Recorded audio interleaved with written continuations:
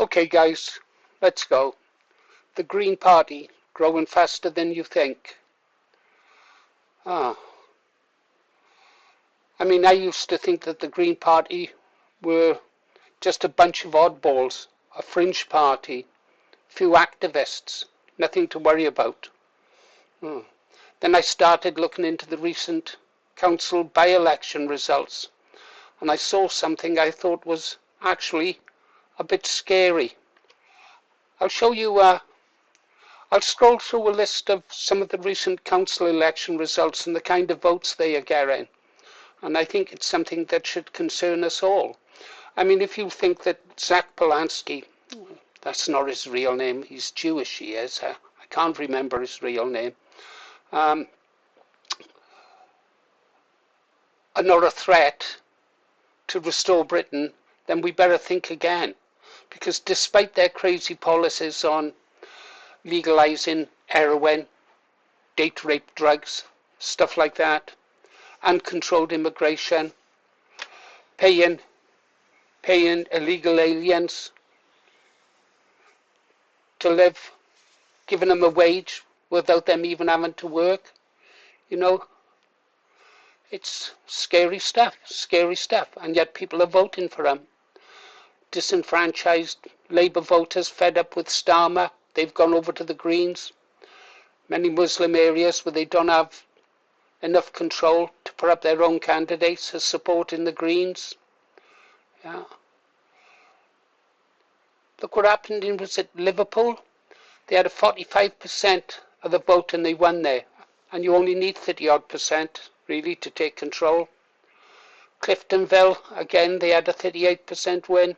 Abington came second there with 32.5% of the vote. These are serious people now. They're not just protest votes anymore.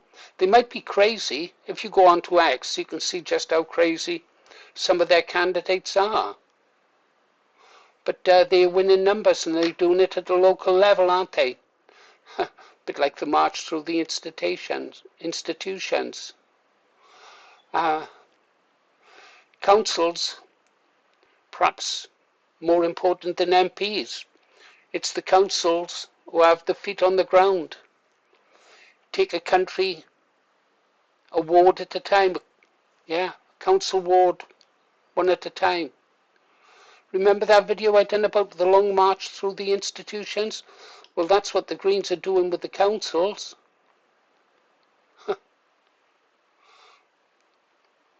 We're all looking at Westminster. Really, I think we need to start looking at the councils. What does it mean? Well, I'm not saying that they're ready to take over the government yet, but they're on their way, aren't they? And I think they're a lot stronger than people actually think. A lot stronger from what I've seen.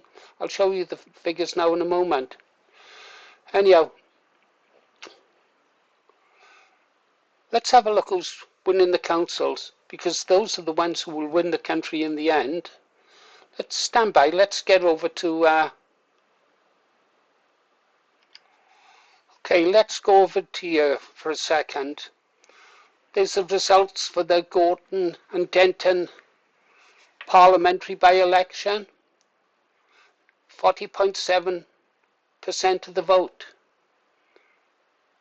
40% of the vote.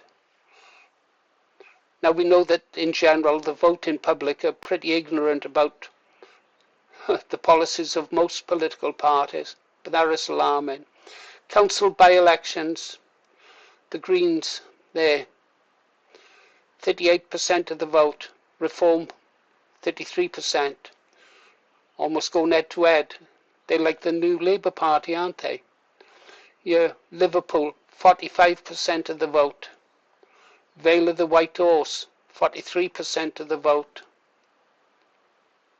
Oh, that was the Lib Dems. Greens, 48.